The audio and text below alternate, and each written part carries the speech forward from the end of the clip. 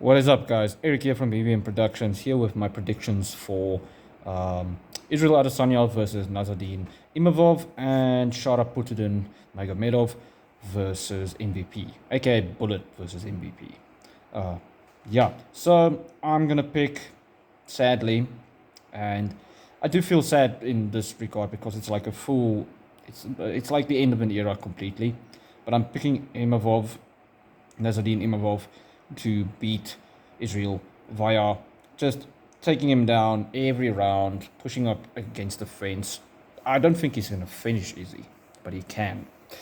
I think that's going to happen, and I actually think the same is going to happen with MVP. I think Shara is going to mix up his wrestling to cement the rounds. Like, I think his corner, etc., will be like, stop being stupid. If you can out wrestle this dude, like Ian Gary did, then do it. Don't be the hero and try and stand with this person, get knocked out. I think Sergey Pavlovich is also back versus Biggie Boy. Um, there I'm picking Sergey as well. So there's my three predictions. I think there's more fights, but I didn't get time to do any film study, etc. Like, guys, this week has been insane. And I'm paying the price for it. I'm quite sick right now. Tomorrow I'm going to the doctor, getting my meds, and hopefully being better-ish by Monday, because Monday's going to be an insanely hectic day. So I'll start uploading around that time, after the fights, etc. I do think this fight card is a bit better in totality than UFC 312, where Dricus du Plessis is fighting Short Strickland for the rematch. But the problem is, yeah, a lot of the people on these fight nights sometimes, for the general audience or casual audience, as I was mentioned, will be less entertaining to watch. For me, this fight night with Easy on top, it's gonna be fun. But yeah, I hope in a way, like, guys, sometimes when I predict these things, I say I hope I'm wrong. So why I'm saying this is, I like the mental state that Israel is in right now.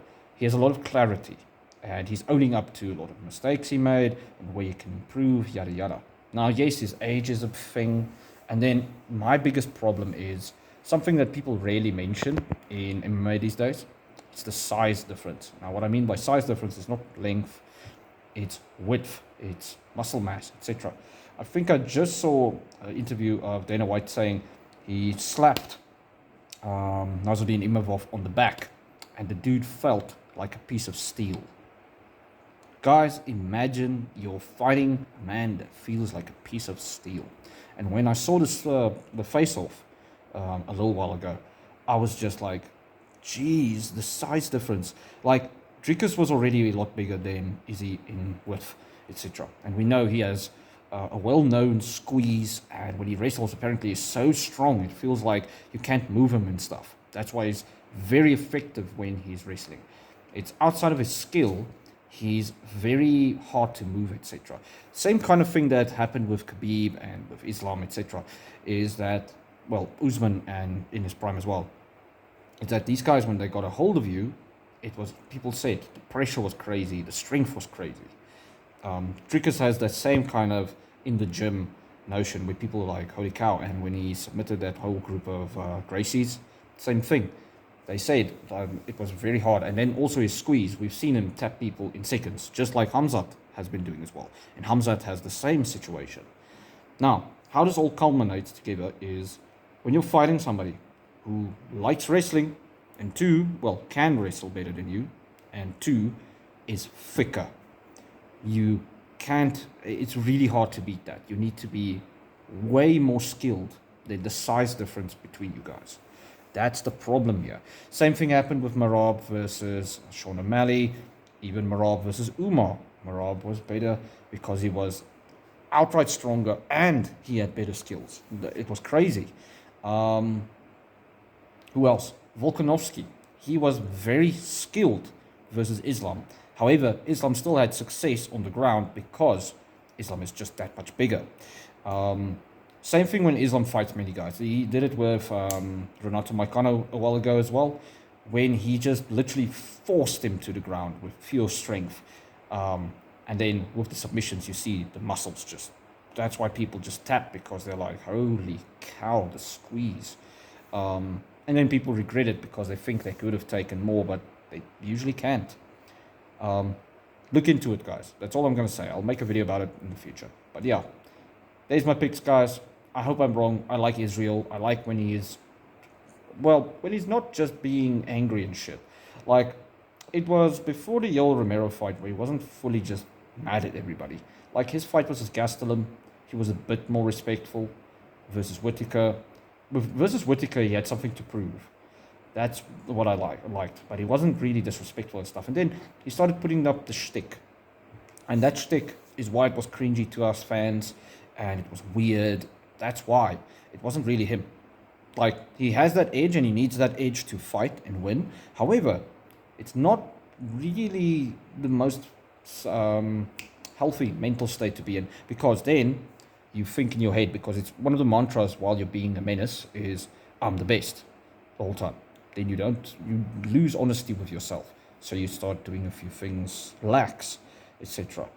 And small things at that level, like small details, matter. So I like the mental state it is in right now, but I do think the size difference when the wrestling gets initiated will be a problem. Now, Izzy has great defense, however, it's hard.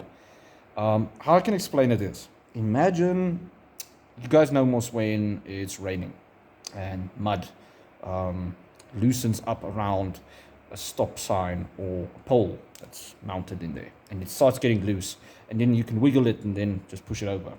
Now, usually that happens when you are a little bit smaller than the pole, like weight-wise. The pole is still sturdy and hard to push over just like that. However, then your big buddy comes along, that's huge, round, and a very strong dude because of his job. Let's say he works like construction or something, and he just grabs it like this, conk, and he throws it out or pulls it out. Why? Because of the weight difference. Same situation happens in wrestling.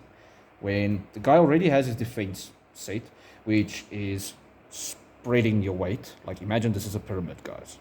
You spread your weight. And Isreal likes doing this because of the leverage he has due to his reach. The problem is, if you are not three-dimensional like an actual pyramid, you can get pushed back easy if the weight difference is there. And we know most, it's about turning over the hips. So when your hips are not strong enough to just fight this person that's so strong and so thick, like so much heavier than you, then it's just like, and then the guy gets put against the cage or on his butt. Exactly what happened in the final exchange between Dricus du Plessis and Isreal. Even before that, when Izzy actually defended, same thing. Izzy defended well, but Dricus's power, etc., just bulldozed through him. Marab with Umar, he just bulldozed him. And that's why that was a fight where the skill difference was there. You could see, like, Umar was very good. He was almost there to get Marab down most of the time or defend takedowns the other way around. However, the strength difference was just too much. So I hope you guys go check into it and stuff. This is something I noticed way back when I did jiu-jitsu. The jiu-jitsu guys like flowing a lot more. If you even slightly, without gashing yourself out, know how to tense at the right moments, etc., because you can't be tense the whole time with jiu-jitsu or you'll gas. But then you can really get into advantageous positions. From there, you need to be better skill-wise. Otherwise, you do not get success. This is why wrestlers do so well versus jiu-jitsu fighters. Although the jiu-jitsu fighters have been improving greatly in the UFC. So, at a lower level, you learn this by trial and error. This is why I like Teach Me Grappling. The YouTube channel is amazing for learning new stuff about jiu-jitsu mixed with wrestling, like proper grappling. Together that makes grappling. And that's where you get a nice middle ground. It's also why I don't advocate for doing one or the other. Don't do just wrestling and don't do just jiu-jitsu if you later on plan at all to transition to MMA. Because it's a mistake people make, and then that becomes their style, and you see it in their style of anti-wrestling or when they initiate wrestling in the UFC. You really do see it. And you can see people have been catching up with it. Like the coaches have been like, oh, crap, we can't just do one or the other. Let's start mixing the two. It's also why you can't just do grappling and no striking. You need to be well rounded. We're at that point where, at one point, it just doesn't work. So yeah, cheers, guys. Sorry about my rambling, but I do have a big passion for MMA. And I've been through the trenches. I understand this stuff. It's just hard when you are busy doing the training and stuff to implement all of the changes so you will be perfect when you fight. Like, people don't understand the massive amount of details, and that's why I have so much respect for MMA fighters, amateur level all the way up to elite pros. MMA is the future of most combat sports, and then also people do not understand. They do not understand. It's small things, millions of small things you need to take into account while you're in the cage. Crazy. And these guys do not get paid enough. Not yet. Soon it will be decent. I have a feeling that things will change in the next 5 years. Hopefully. Well, fingers crossed. Yeah. Cheers, guys. Have a good weekend. Let's see how this fights end up being.